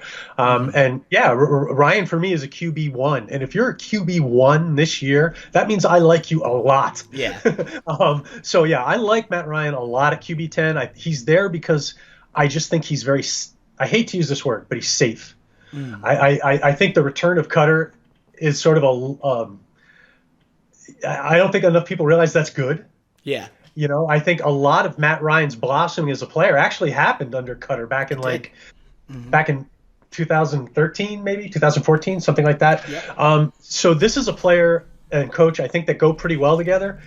Is it as good as having Shanahan back? Maybe not, but that's not going to happen. So it's obviously a huge upgrade over Steve. Oh, absolutely. So I'm happy about Cutter. I'm a little bit higher in Calvin Ridley than a lot of people. I think there's a good chance that they're going to run less than people think, and I think they want to throw to their backs a little bit more this year. So I just feel like Ryan's a very safe bet. The only reason I don't have him higher is because it's two things. A, I tend to favor running quarterbacks, and B, there is one issue with Ryan that I think maybe is under discussed, and that's if something happens to Julio. Yeah. there's problems. So Ryan has double injury risk. He's got injury risk himself, and then he's also, in my mind, a QB2 without Julio. Yeah, I think Julio seems to consistently have something nagging by the end of a year, an ankle, a foot, whatever it might be, and he tends to play through it. Yeah. Right. So I can see that worry too. But I love that you brought up Dirk Cutter. I think that's the reason why I'm so high on this guy is Matt Ryan was the QB2 last year in fantasy, and that was with Steve calling the shots. I mean, right. And that was about as bad as it's going to get. And Cutter, when they were together, that's like you said, he blossomed under him. He had some great years. I think he set career highs until, of course, Shanahan came and they smashed those. But he put up some great numbers on him. He knows how to use Ryan, so they already have that kind of familiarity. There's no relearning things, but then Cutter comes from maybe pulling in some air raid staples, right? After working with Monken for so many years and for those last few years in Tampa Bay, maybe he takes some of that. They take some of those concepts and bring those to Atlanta. They just led the league in passing with Ryan Fitzpatrick and Jameis Winston over in Tampa Bay. If Cutter could take some of that magic dust and bring it on over to Atlanta, now with a better weapons cabinet, than he had last year with Calvin Ridley, and I don't know. I see all these things aligning that just seem this guy could blow up. He already had the second best season last year for fantasy, and it could be even better this year with a better play caller. Yeah, look, I'm with you. But, one thing about that, I think, look, Cam Newton wasn't Cam Newton last year. Yeah. So, there's that. That's Carson true. Wentz wasn't Carson Wentz last year. Mm-hmm. The field, yeah. So I think, exactly, I think the field is really strong this year. Yeah. And listen, if someone comes to me and says, hey, I want to take Matt Ryan as, third, fourth, fifth quarterback off the board, I'm going to say, cool. Yeah. It works for me. I don't have a problem with that. I mean, you want to sort of wait and go floor. Yeah, I think it's a perfectly reasonable way to play the position. And by the way, just saying I'm not even going to draft a QB1. I'm just going to target the QB2s that I really like. That's another really smart way to play the position. The only way to screw yourself at quarterback is to reach too early for anybody. Yep. Anybody. What's the earliest you would take Mahomes? Like, speaking of that, I've had that internal debate. I never end up with him because he always goes like round 2 anyways, but where's the earliest you would take him? That's a good question. For me, I don't want to bum people out, but probably the 5th. Yeah. I'm the same way. He fell to 4. I have one Deshaun Watson share. It was in the 8th round. Mm-hmm. I don't think I have not taken a quarterback before the 8th round in a seasonal league yet. Yep. So I don't really care about which quarterback you take when. To me, that's like which flavor ice cream you like. To me, it's like who's left on the board at other positions when you start drafting quarterbacks. To me, that's where the rubber sort of hits the road. And I'm not saying that's the only way to do it, but that's the way I do it. I'm 100% the same way. You think about opportunity cost, right? Am I taking a QB over a guy that could really blossom into one of those multiple position, a running back or wide receiver? It is simple supply demand. It comes down to that. There's, especially in obviously 2 quarterback leagues would change things, but in 1 QB leagues, that's the majority of most of them. When you only have one signal caller going out there and a supply that's, I think there's probably 18 to 20 that I would be happy with as my QB1. So low demand, high supply. I never end up with guys like Matt Ryan or these guys anyways. It's whoever, once there's no running backs or receivers, it's like a certain tier, and it's usually right around round 10, 11. It becomes just kind of those upside flyers for the end of the draft. That's where I might be like, all right, let me get Kyler Murray and watch him run all over the place and balance it out with a Phillip Rivers and get a nice safe backup and a great upside stab. Yeah, you said Cam Newton. He goes to, I think he went in round 10 last night, and it's just like insane. All these weapons that he's going to have. And like you said, if he developed that that short to intermediate game and now knows the value of that as a more mature passer.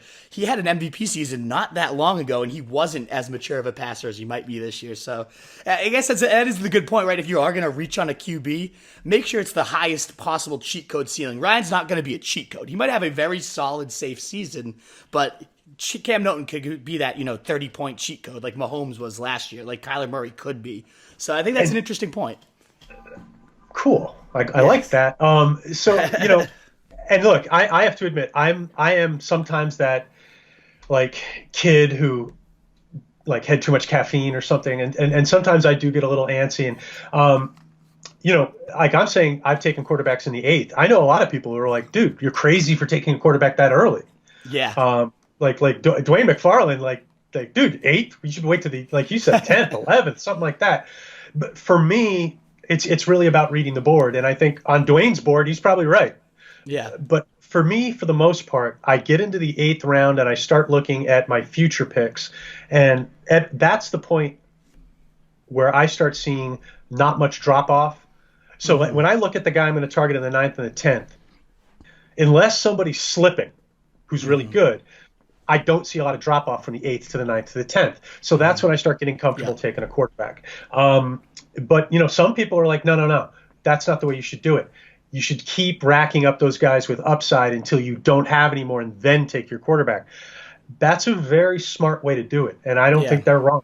But for me, I tend to do well in the second half of drafts. I tend to do well finding the guys who slips. It's one of my strengths. And I don't mind giving away one round in the 8th or 9th because I know I can make up for it. But that's how I like to play it. A case in point on that one was last night. I ended up taking Jameis Winston, and I didn't really need him at that point. There were still plenty of guys I liked, but I was like, nobody has this other guy on my radar. But sure enough, somebody had printed out my cheat sheet. They drafted Darwin Thompson, the next pick right after me. I was hoping I was at the 4 spots. I was like, all right, he'll get right around to me. So it's that balance, right? Like, and that's the one thing I love the draft. Like, I don't have Darwin Thompson, and hopefully that's not going to make or break a fantasy season, but it was just painful to watch that happen last night. It's weird. I feel like we're talking about my draft from last week in the Beantown Brawl because I was telling you I took Chubb at 10. Odell came back around to me, so I'm Odell Chubb. I felt good about that.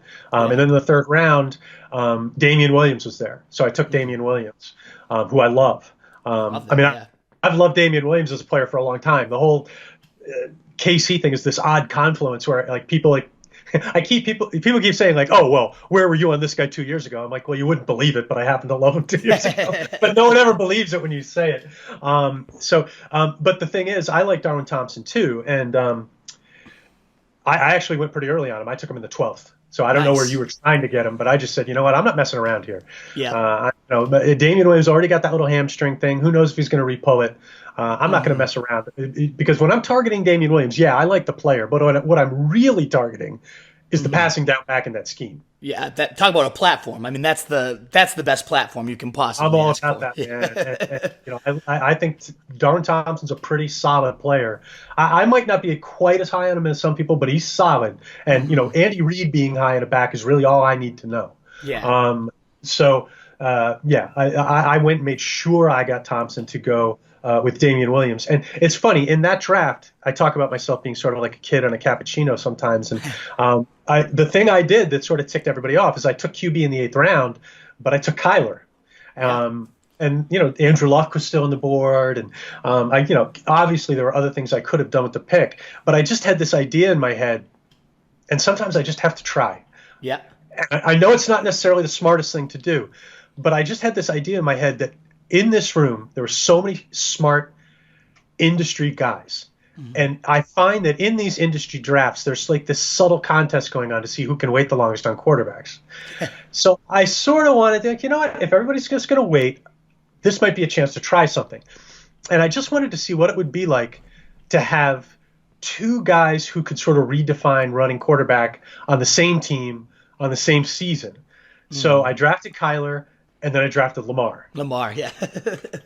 I have both of them, and maybe it's going to just be like, maybe I'm going to end up like Dr. Frankenstein, having really just gone down the wrong path. But I wanted to see, because I'm a DFS player, and I grind every week on matchups, and I just started thinking, what if I had the 2 best foot point quarterbacks in the league, and I had the ability to try to place them in these matchups that I liked? Is it possible that I might be able to find my way to getting most of their blow-up game? Yeah. And I just want to try it and see if I can do it. Maybe it's going to be a genius move. Maybe I'm going to look like the dumbest guy in the room. I don't know. But I just want to try it. I think it's genius. I love it. I love Kyler Murray this year. I didn't come out with him in my draft last night, and that's another one of my huge just like – how am I not following my own advice? I've been calling him the potential 2019 Mahomes because I think this air raid offense, I mean, is it a guarantee to hit? No. But if it does, when you think about ceiling, like this could be a situation just like the Rams a couple years ago where they went from the lowest scoring team in the league. You get McVay, they end up going to the highest scoring team in the league. I could see him doubling their 14 points per game last year. The leg points, as you mentioned, he's going to be an unbelievable runner. He's as good of a thrower as we've seen, in my opinion, come out in quite some time. And they stacked a weapons cabinet to fit exactly what they want to do. To me, I just see it all. It's just a matter of risk. Is he going to stay healthy? Is he going to translate? I think they do. The offensive line, of course, too, if they can't keep him upright. But it's going to be such a fast-paced, quick strike attack. I don't know if the line concern is going to be as big. So I love Kyler Murray. He's not one of our guys written down here, but I'm with you. I'm with you, man. I mean, it's all about the offensive line there. I mean, look, the other night you're getting 1.5 counts. No quarterback can function that way. You can't throw the ball that way. So if that's going to be the season, we're in trouble. I mean, we're in trouble. I know. But I don't. There's a decent chance Kingsbury is the next Chip Kelly, where he doesn't have the chops to be an NFL coach. We don't know yet. So there's definitely a leap of faith here. But the thing about this offense and this team, they're not a good defense. Oh, no. They play a schedule where people are going to be racking up points on them. I hate to be this way because it's a little dangerous, but the idea that I'm going to have a lot of Kyler Murray garbage time, where they're just going out against defenses that are already ahead. Again, if the offensive line is so bad that they can't function, it's not going to work. But if they can figure out a way to just scam some protection, if they can figure out a way to scheme him around, to do more boots, to get Johnson involved, to maybe work some jet sweeps, to run a little, and they could be a team that uses the run in a tactical way. They're not establishing anything. They're just trying to make sure teams know that we're going to keep punching you. You can't just put a bullseye on our quarterback. They have to maybe come up with they might need to play backwards at times. Yep. But if they can scheme teams, just keep them a little bit off balance. I believe in this player a lot. You hit the nail on the head. This is not a running quarterback. This is a really good quarterback who can run like crazy. Yeah. This is a reverse scenario. This is the first time I've seen one of these running quarterbacks who can run like all over the damn field. But he would be a top flight prospect if he didn't run at all. Yeah. Yeah. So this is a chance where we can have the cheat code, but we don't have to have the cheat code to be so strong. Like with Lamar, we're hoping he can put up 10 passing points. Yeah. So we can cash in on the foot points. With Kyler, it could be 25 points passing, 10 points rushing one week, and then 20 points rushing, 15 points passing the next week. Like it can come in any form. So he's just too exciting for me not to at least just get a little taste. I'm with you 100%. I'm all about a little FOMO. And you bring in Chip Kelly too. Yeah, I'm with you. I'm so pissed. I took the exact dilemma you just said. I took Andrew Luck last night, not sticking to my guns, and I just was like, I love Kyler. Why did I do that? But a couple things just, it's Andrew Luck's the upside in year two. Can't go wrong, right? Exactly. Oh no, I didn't. It was like round 10. Luck was still sitting there, so I didn't reach. But even at the worst Andrew case, Luck in round 10. What are you doing? Exactly. Yeah, terrible pick. But what I was going to say with Chip Kelly too, even as he didn't translate, wasn't a long-term coach. Remember that first year he came into the league and his offense was just so new and no one knew what was going on. I feel like Michael Vick was like a unstoppable. Was it Vick that year or was Foles or one of those two? I forget. Either way, I think it was Foles and then Vick. I think. Yeah, whatever the order was, they both were ridiculous in the offense. Did Foles light it up after Vick got hurt? Man, you're hitting my memory. I'm not sure, but yeah, me as well. It was one. I think that might have been it. I think Vick got hurt, and then Foles had like 27 touchdowns to 2 interceptions or something like that. And LaShawn McCoy led the league in rushing, and it was just one of those. Even though it got figured out and he didn't last long, that one season, that new offense no one had ever seen, like that effect could still be there for the Cardinals and Kyler Murray. But yeah, and for fantasy, Chip Kelly bottomed out, and we can sit around and talk about the whys. But he was a predictable cheat code for us fantasy people. Absolutely. what that's you're all we trying to care say. about. Right. And Exactly. I totally agree. I totally agree. So yeah, I think it's all gonna, and the pace they're gonna play at. They didn't show that. They're not gonna show that in the preseason. Maybe that helps the line a little bit if they're just getting up to the line. Fire it, fire it, fire it. It's expecting. I mean, they're the way they practice. They're saying they expect 80 plays a game or something of that nature. So maybe that's a way they scheme it. Yeah, that's a really strong point. Yeah. This is not an offense that's going to look good if you're going out there playing vanilla. Yeah. I mean, if this offense isn't actually doing it, it's going to look sort of weird. Yeah. And it sure did.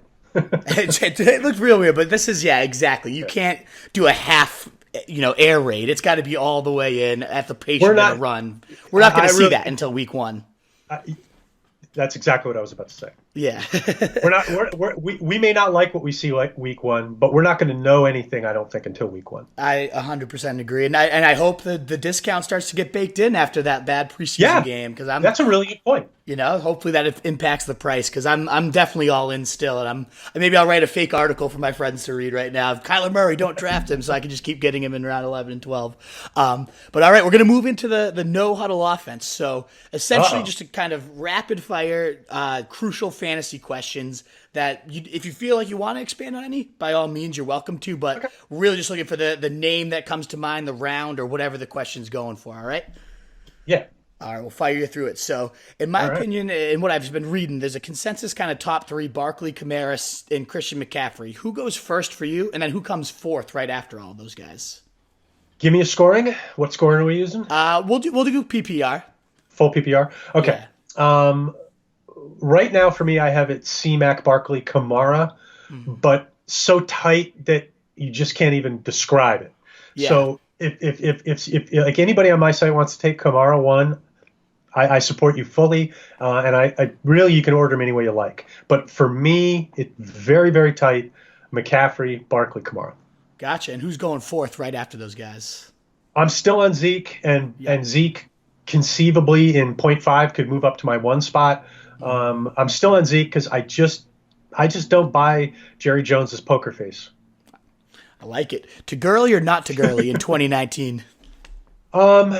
It depends how far he slips. I mean, let's put it this way. If I'm the team drafting 5, he's not getting past me in the second round, because I'm not going to give one of the teams that started with an elite back Gurley in my league. Yeah. It's not going to happen. So it's almost like taking one for the league. I like it. I don't want to create a team I can't compete with. And if somebody starts off Kamara Gurley, and Gurley ends up playing like Gurley, I'm in trouble. So because I'm on the fence to start with, I might just take him organically because of the upside. So I'm sort of like the defender of the crown, whatever you want to call it. I'm probably unlikely to take him at 14, 15, 16. But if I'm the guy sitting there at 17, 18, 19, I might do it. Gotcha. We already covered the. I don't know if that made sense or not. Oh, it makes perfect sense. I would love to react too, but I'm trying to keep it the no huddle offense. Yeah, I love them though. Here's my basic problem on Gurley. It's sort of simple. You had a guy with a knee condition who then had a knee injury, and I don't know what the differentiation is between those two things at this point. Is he once again a guy with a condition but not an injury, or did the injury exacerbate the condition to the point where the condition is now worse than it was week 3 last year? That's the circle we're in. Yeah. I don't have access to MRIs. I don't have access to his team doctors. I don't get to talk to Todd Gurley personally on sodium pentothal. So none of us really know. Yeah. So, I'm actually planning on talking to a guy who was my college trainer back when I was a pretend athlete. And he's like a really good guy in the field, and I'm going to actually run my thought process by him and see what he says. Nice.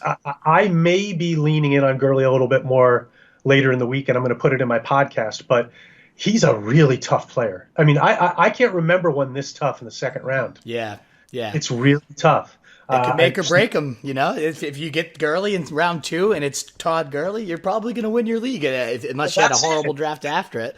But also, you can't just if it's just knee flares up and he's done and you lose your round 2 pick, then it could ruin you. You're probably in a little bit of trouble. And I think a lot of whether you want to draft Gurley early or not has to do with your personal disposition. Are you the kind of player who can handle your season going south early? Now, I am.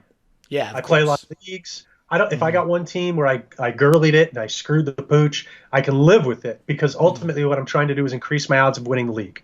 Yeah. And I think Gurley is the kind of player who might do that for you. But he could also. So if you're the kind of person who really enjoys the arc of your fantasy season and you don't want any trouble weeks 1 through 10, Gurley might not be for you. If you're the kind of person who just wants to win the money, I think he's somebody you have to negotiate. You have to think about, and you have to have a reason for why you're going to do it or why you're not going to do it. And again, what we talked about before, if you're going to fade him, then I think you have to figure out how you want to be on the guys on that depth chart later. How do you want to look at Henderson? How do you want to look at Brown? Absolutely. Who will be the next tight end to join the fantasy elite in 2019? Assuming the elite are the top 3 on the board. Yeah, the big 3. Yep. I'm going to say O.J. Howard because I think he's the most talented tight end in the world. Love to hear that. Nice. But obviously I've got similar love for Evan Engram. He's in the equation as well. Nice. What's the earliest round you'd consider? So you already answered on Zeke. You still have him at 4 right now. What about Melvin Gordon? Do you think either of them pull an extended holdout? I'm scared on Melvin. I've got him in the middle of the 3rd now. I'm not even 100% sure I'm pulling the trigger there. Let's say I really love my first 2 picks. I'm probably unlikely to take Melvin because I don't want to mess up something that I love. Yeah. Where I'd probably consider him is if maybe I'm okay with what's going on and I feel like I need something. Then maybe I would target Melvin and then maybe go a little bit early to get Eckler and try to play it that way. Yeah. You know what I'm saying? But 100%. The team last night is a perfect example of what you're saying, though. He went receiver, I think it's Adams and Juju, and then he got Mahomes in round 3, and he was like, well, if Melvin Gordon shows up and I have a true RB1 with this kind of base already, and he took Eckler like in the next round after that at the next turn, he did literally exactly what you said there. So I found that intriguing. I think you can make an argument for doing that. I just don't like the tea leaves at this moment. He doesn't like. I mean, obviously there's posturing going on, but his camp feels fairly dug in.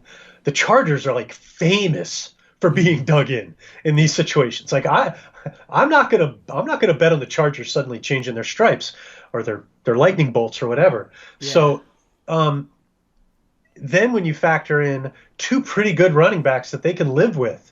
So if you're the Chargers and you think, well, Melvin's might come back week 10 and get his accrued year or however it works, I think that's the position he's in. Something of that nature, yeah. Yeah, I'm fading right now. I'm fading Gordon, and I'm targeting Eckler and Jackson a little more aggressively. All right, I like it.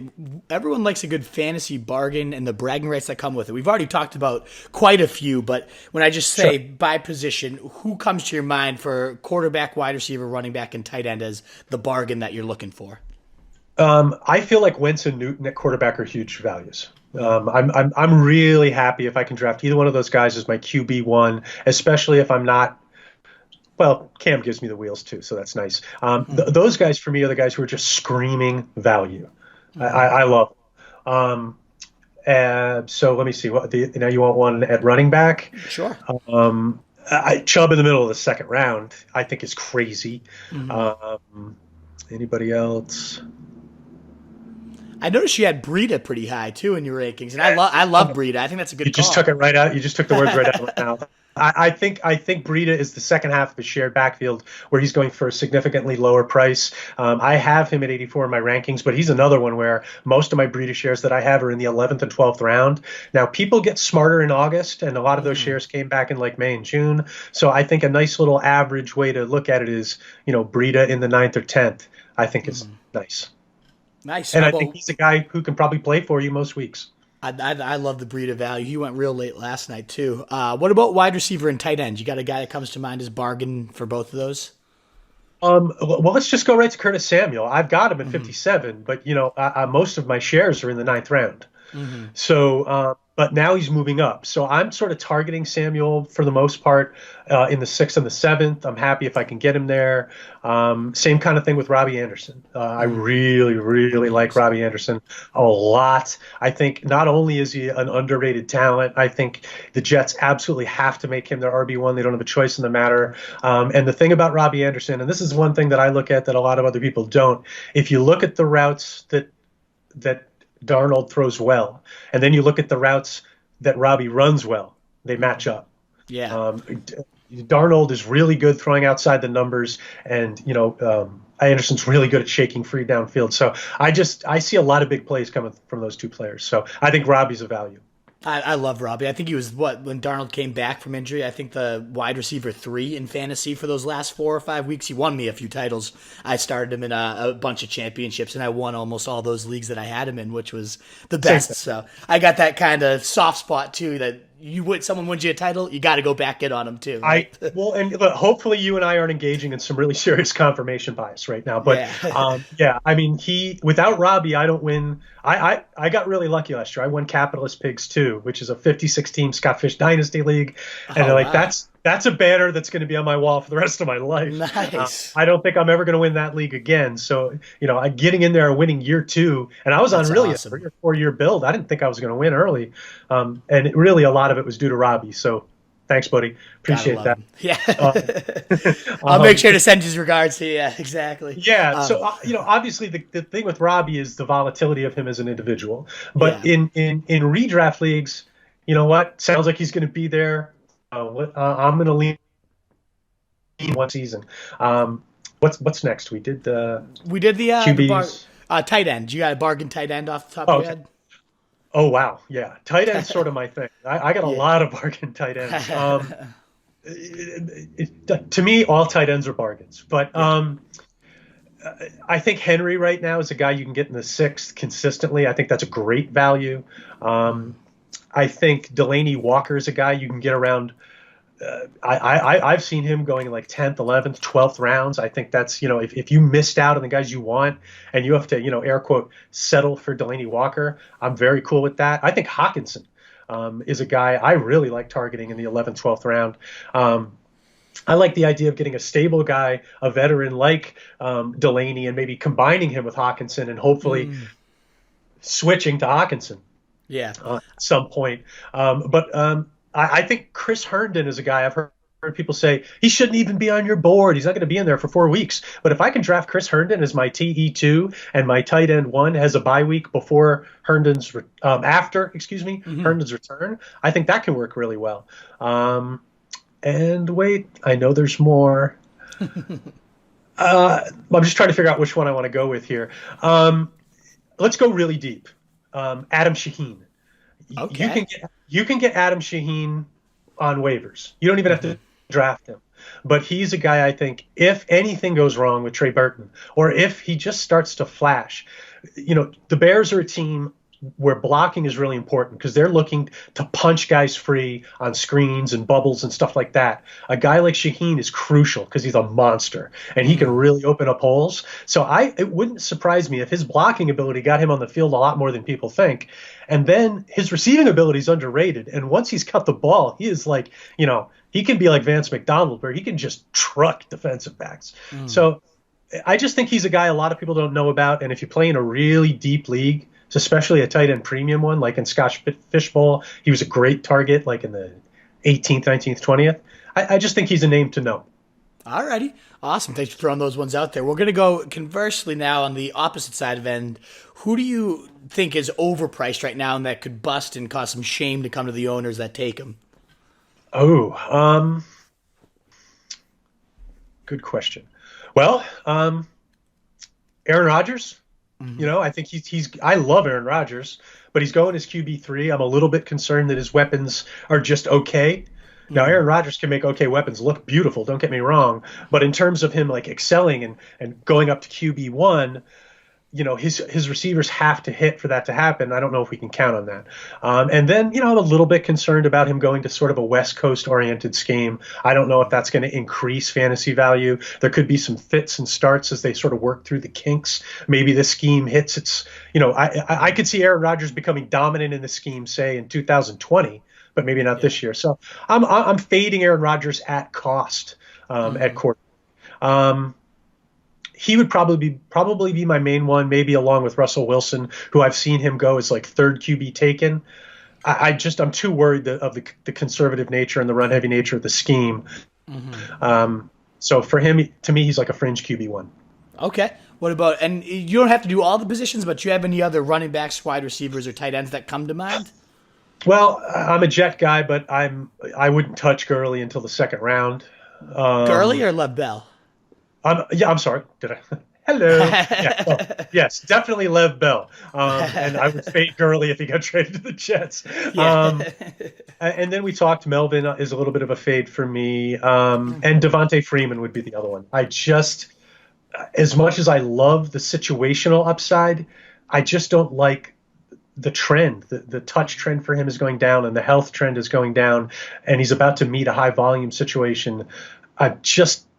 Something in me is hesitant on Devontae Freeman staying healthy. Okay.